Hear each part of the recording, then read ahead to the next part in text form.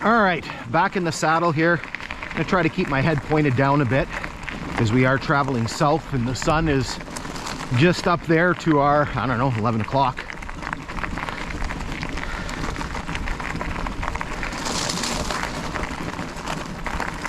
So here we're up, lots of embankments here. We're again alongside the Nipigon River. I think I looked at this one. Does this one have a mileage on it?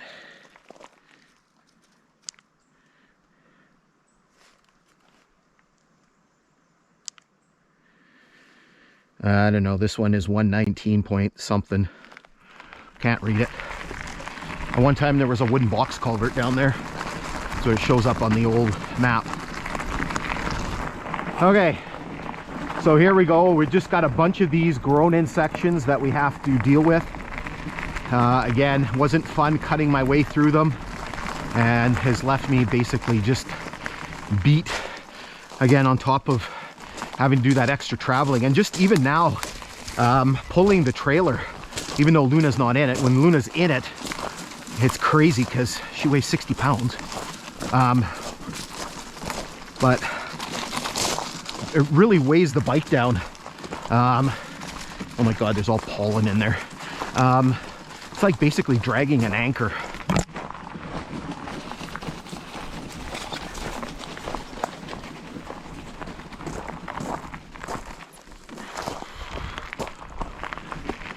All right, back up on the bike here for 2 seconds. Another grown-in section up there. I think there's another culvert here.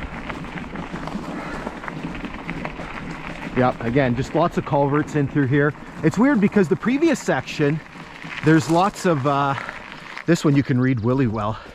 I think that says 119.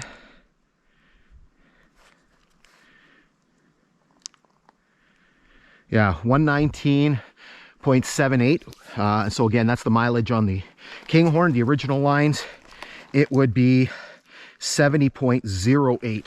So remember, those original lines started in Jellicoe, not Long Lac, so you have to subtract 49.7 miles to get the updated mileage, or to get the original mileage.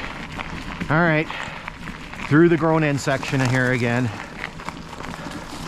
I think I'm gonna have to jump off. This is so annoying. Like normally you would just sort of be zipping through here. Again, all trimmed by me.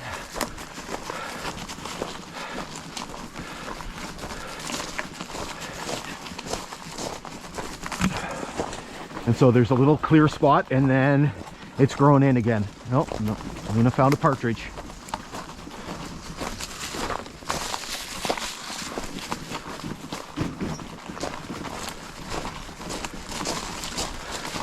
It's a beautiful day today. It's a little bit cooler than it was yesterday. Yesterday got up to like about 22, 23 degrees. There's a bit of haze, which is good. I don't know if that's from the big wildfires out in Saskatchewan, Alberta. And there's been a lot of smoke that's been drifting across North America. So that helps. It's not as bright as it would be, but it was kind of better this morning.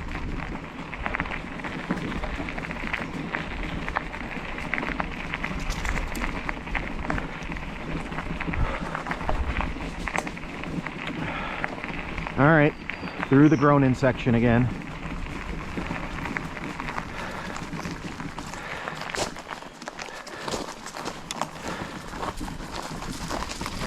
Again, you can see all my lovely handiwork here.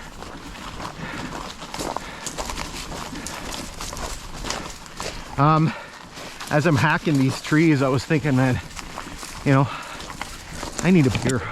I'm not really a drinker. I don't drink very much, but see all these things here? These I all cut down here. I'm not much of a drinker, but I feel like I've earned a beer. All right, we've got a bunch of stuff coming up here. All right, so let's get through this spot here, and then there's some stuff to look at right up here. I think this is where it cleans up and we can actually move. Low bridge. Okay, so we got two things to look at here. Actually, three, I guess. All right, so first, almost rode right by it. So you can see the little stub down there. So that is the milepost marker for 120. So this is milepost 120.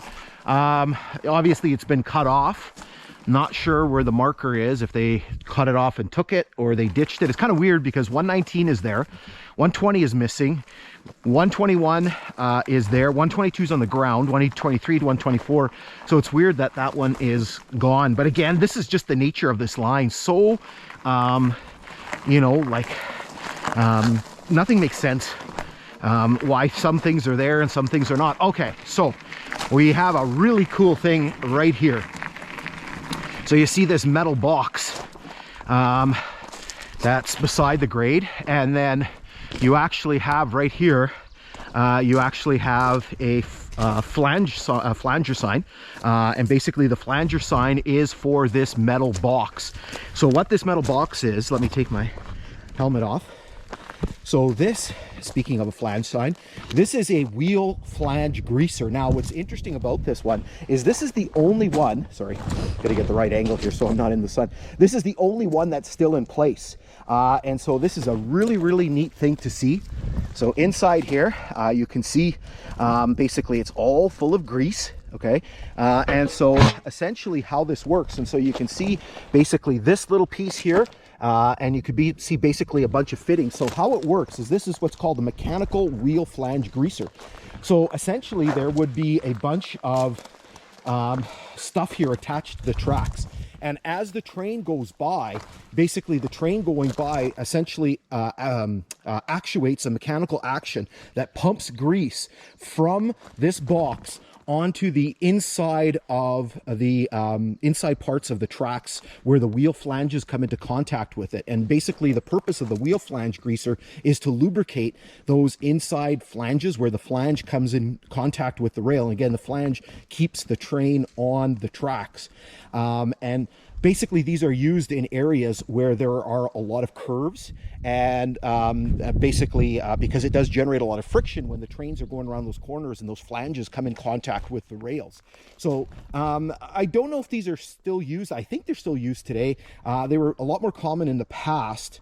There are certainly a bunch of these on the line, but this is the only one that's in place. So I'm going to, you'll see there's a little link in the corner, and I'll put it in the description as well. And you'll basically see a little video on how flange greasers work. And so you'll kind of see how the whole operation, there's no trace of the other components to it. So the metal components that would have gone alongside the track. Sometimes in other areas you see those parts.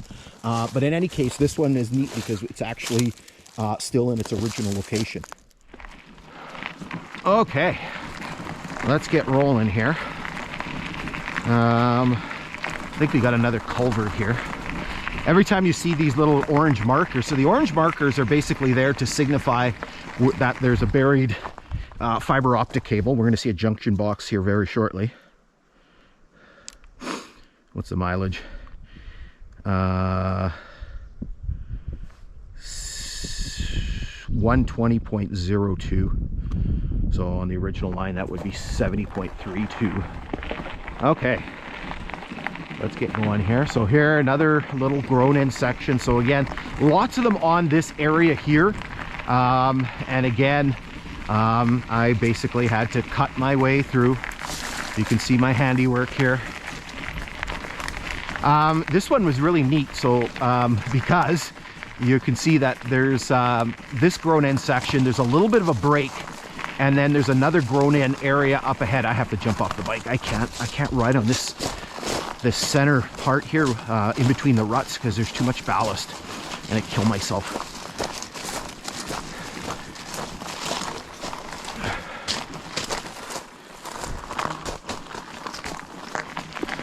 It's a goofy day today. As I was saying, it's nice, but it's not as warm as it was. So this one here, so you can see, what the heck is the mileage on there? I think it's 120.07. So I'm coming up the other way. I'm hacking my way through the brush here, hacking away at the alders and poplars that are growing over the grade. And I'm like, what the heck is that? Anyone lose a snow machine?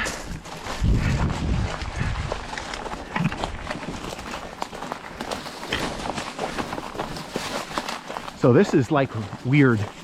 Either it broke down or they couldn't get through here because of the trees down. They left the helmet and everything on here. Might have been, what the heck's that?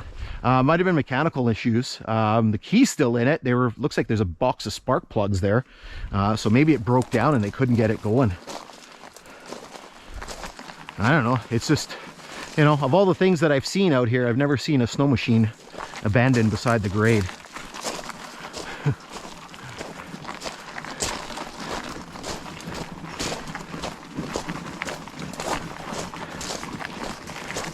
So if you've lost your snow machine, I know where it is.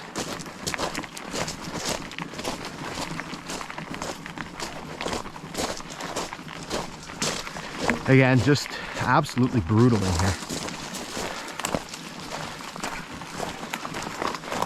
But again, this is just the result of when there's no maintenance, and some areas these alders like to go in, and it just gets really bad.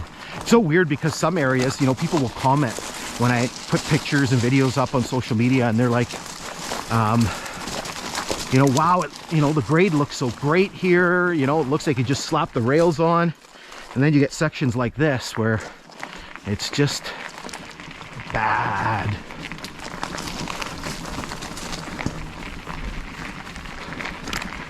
All right, let's get going here. Okay, I think we're free and clear here. No more grown in areas. Oh my God, it's 11:36. We're slow. Another culvert here.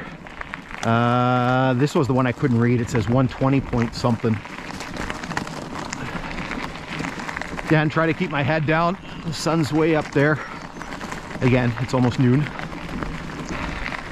It's hard to grip the handlebars with this hand here. Okay, I'm gonna zip you ahead a little bit here.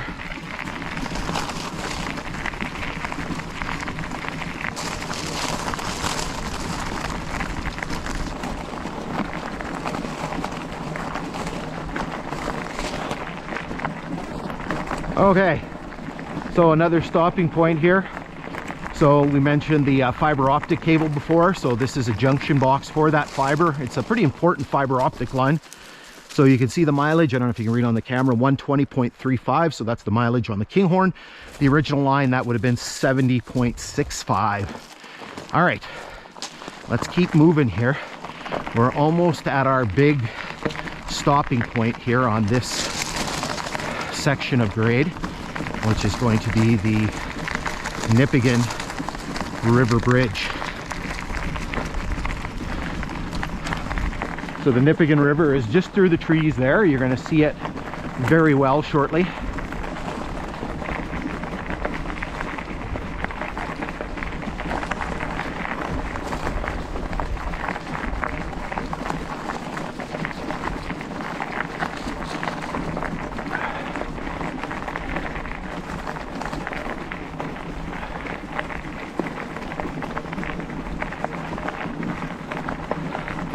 All right, here should be, so there's the bridge coming up just ahead.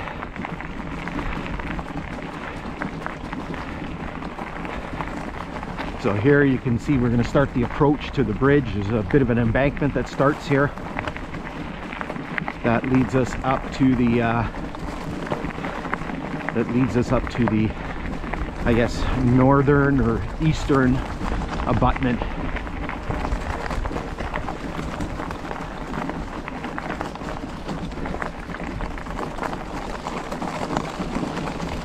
Okay, so let's hold up here, and then we're going to work our way across the bridge.